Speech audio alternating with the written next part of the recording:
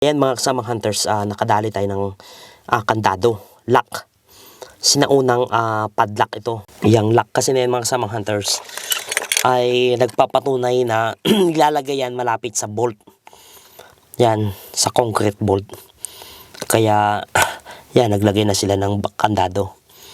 Kaya itong direksyon natin mga kasamang hunters ay nasa magandang linyada tayo. Ayan mga kasamang hunters. At papasukin na naman natin ang ating treasure tunnel operation. Kung inyong makikita, lahat ng yan ay trap. Isang trap.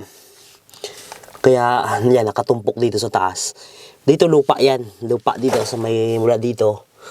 Ayan, lupa yan.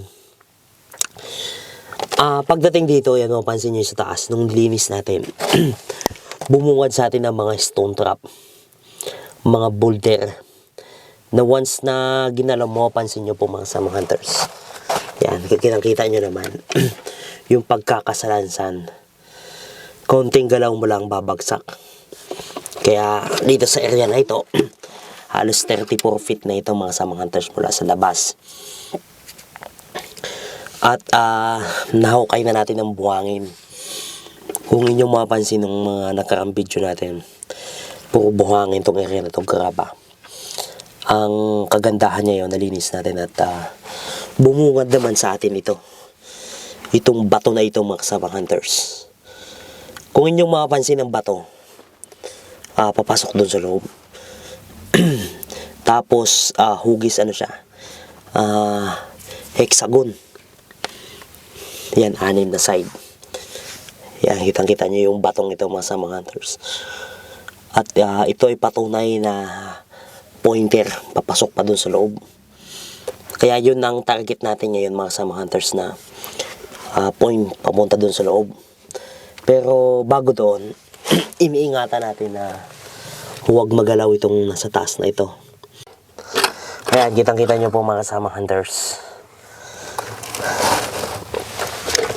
Kailang talaga dito sa may area natin ay masyadong masikip lang talaga. Dahil yung tunnel ay hindi natin nilawakan. Ang advantage kasi niyan, para yung trap hindi, pag nagalaw yung trap, hindi kagad bibigay.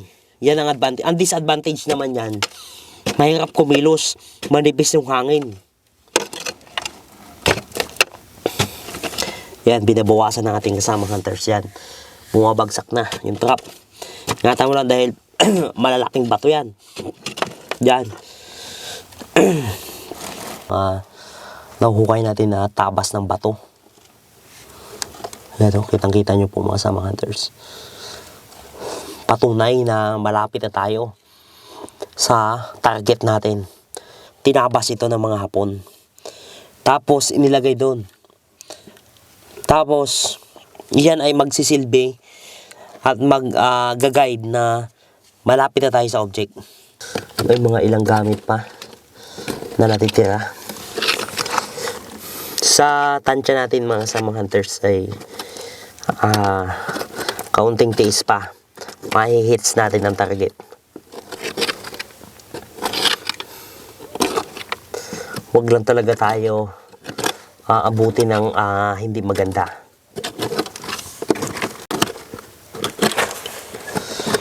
Halos inch by inch sa ating treasure operation mga kasamang hunters, naka-record, naka-area yan. Kaya humaba tayo ng ganito kadaming part mga kasamang hunters dahil ayaw namin na may putol. Gusto namin na halos kada kilos yan, naka-detail, naka-record. Yan ang ating hinuhukay mga kasamang hunters. May mga ilang gamit. Test tube. Yan, kitang-kita nyo po mga kasamang hunters. May test tube, may petri dish. Tayo mga nakukuha.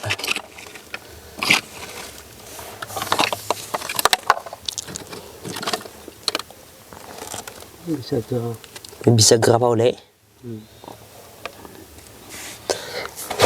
Ibig sabihin may nabulok na kahon pa dyan, Basta may mga bisagra na yan.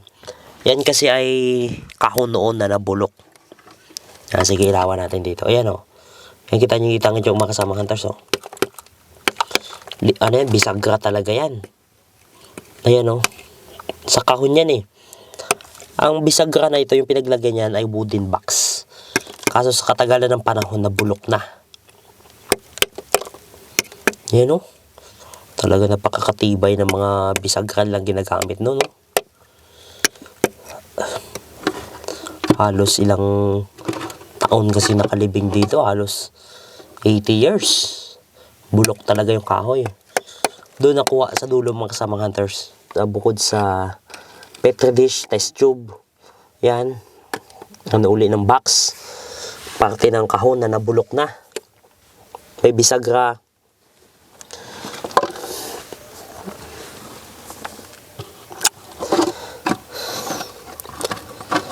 Sayang yung wooden box, bulok na di natin ano.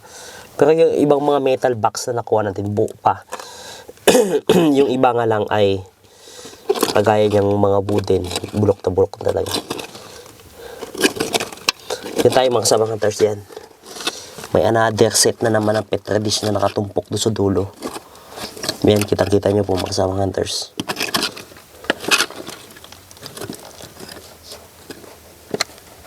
Yan o. May mga tornilyo. Ang daming tornilyo. Sa kahon yan eh. Nung nabulok yung kahon. Ay, kita nyo yung petri dish oh.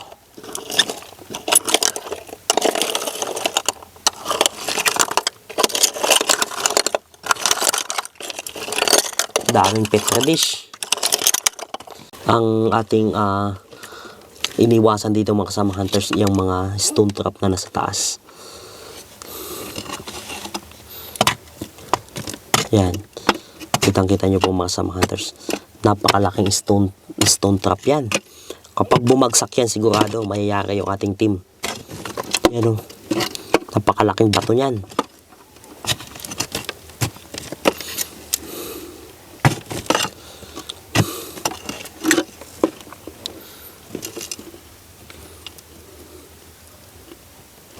Ayan, dito sa may gilid mga kasama hunters, yan.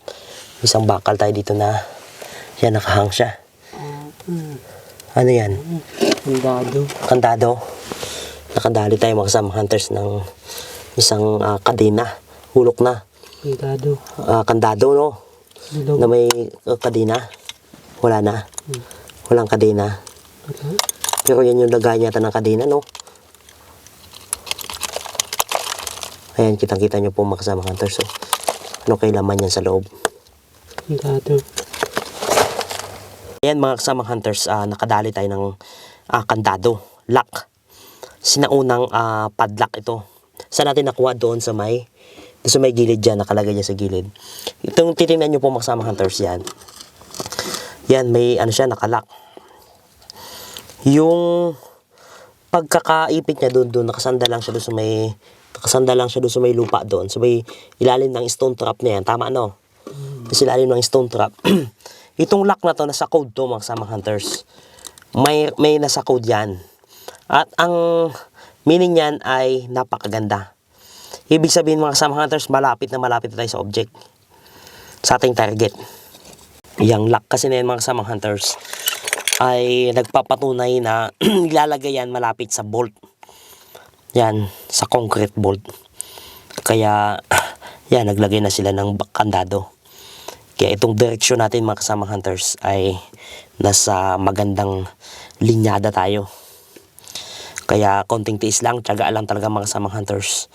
At lahat ng mga markings aayusin natin para ang ating direksyon, yung pagsulong natin, hindi tayo magkamali.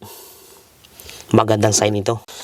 Ngayon, ang gagawin natin mga kasama hunters, para baka adjust pa tayo ng halos mga 3 to 5 feet. Itong mga kinalkal nating lupa na may halo mga bote na basag na, ilalabas natin muna. Dahil yung hangin, kapag tumagal na rin tayo dito, numinipis. Kaya kailangan natin uli ng sariwang hangin. Pull out muna tayo mga kasama hunters.